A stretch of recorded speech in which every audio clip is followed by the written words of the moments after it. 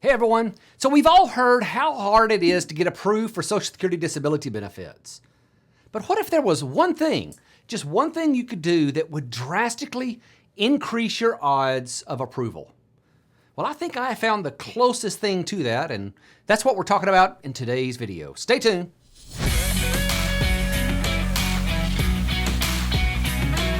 Hey, I'm Devin, and this channel is all about fun stuff like Social Security and Medicare. If you are new here, be sure to hit that subscribe button and then click that notifications bell so you won't miss our next video. And I'm about to unload some value, so everyone ought to hit that like button. So I was doing some research for another project I'm working on that involved looking at the approval rates that came out of each phase of the disability application process. I was using several publications, but the one that ended up giving me the data I needed was the 2017 Annual Statistical Report of the Social Security Disability Program.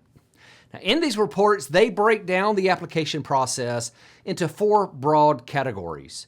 The first is the gross number of applications that come in and the amount of technical denials there are. Now, these denials are generally called non-medical denials, but they're for things like not having enough work history, or you're currently working at a job and your earnings are over the limit, or some other technical issue. Around 35% of all applications are denied because of technical issues such as that. But I didn't want to find that data. That's not what I was looking for. I wanted to find the statistics on applications where individuals met the basic eligibility in terms of having sufficient Social Security credits and enough recent work history. Now, I don't want to get bogged down in all the descriptions of each of these next three phases, but once you pass the technical review, there are these three phases. First, you have the initial application phase. That's where you submit your application and your medical records and you wait on the Social Security Administration to make a decision. If you are denied, the next step is to file a reconsideration. That's where they'll take a second look at your file and make sure nothing was processed incorrectly. The result of that phase is typically a denial as well, and once you're denied here, you move into the next phase, which is the hearing phase.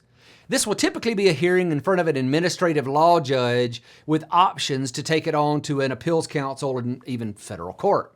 But I didn't get that far into the data before I saw a number that completely shocked me. In 2016, there were nearly 1.4 million people who applied for disability and made it past the technical review. Of that number, 926,000 and some change were denied. Now that's a huge number, but that's still not what shocked me. What blew me away was the number of people who got denied and then just gave up. Of that 926,000 who were denied, only 47% continued on to the reconsideration phase. That means 53% just gave up. And this wasn't isolated to one report I was reading. You can go back to all the prior years and see the same approximate numbers. Now, some of those who gave up probably know they'll never be able to get benefits because they weren't really disabled. But mixed in there were a lot of people who were disabled and possibly would have been able to get those benefits in the next two phases of the approval process. So the one thing I referenced in the title, don't give up just because you're denied at the initial application. Keep going, and here's why. But let me give you a fair warning real quick before we jump into why. The reconsideration phase, that middle phase, it's not real likely you're going to get approved in that phase either. It's just a quality control check for Social Security Administration so they can check a box. A very small percentage of individuals are approved there. Your best shot is in the third phase, the hearing level.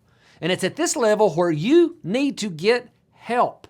If you thought the mountain of paperwork was bad at the initial application, try getting ready for a hearing in front of the administrative law judge.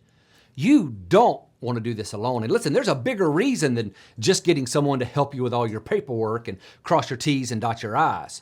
Your chances of approval go way up if you have professional help.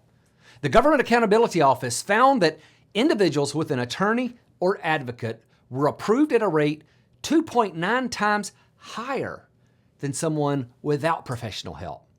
So you need to get someone to help you, but you don't want to just use anyone. Please, please don't do that.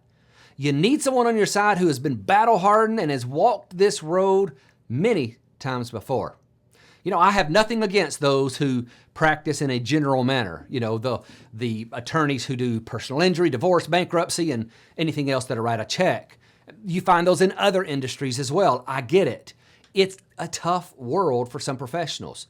But your disability application needs someone who specializes in Social Security disability.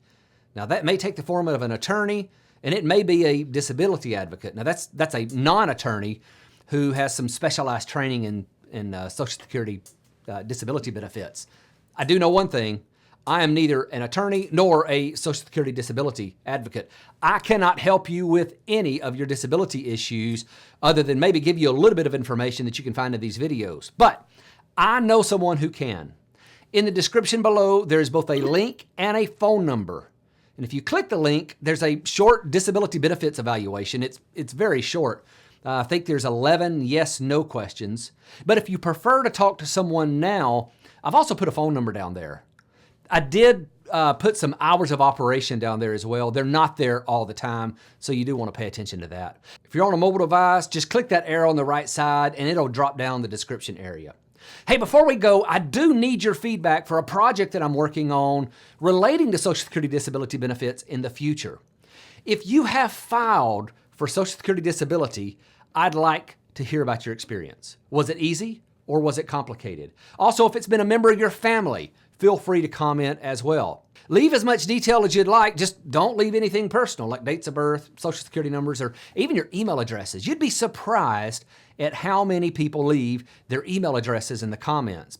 Thankfully, YouTube catches most of those and lets me delete it. You just don't want to put that out there for people to start getting your email address and sending you God knows what. Well, thank you so much for watching. I hope you have a fantastic day.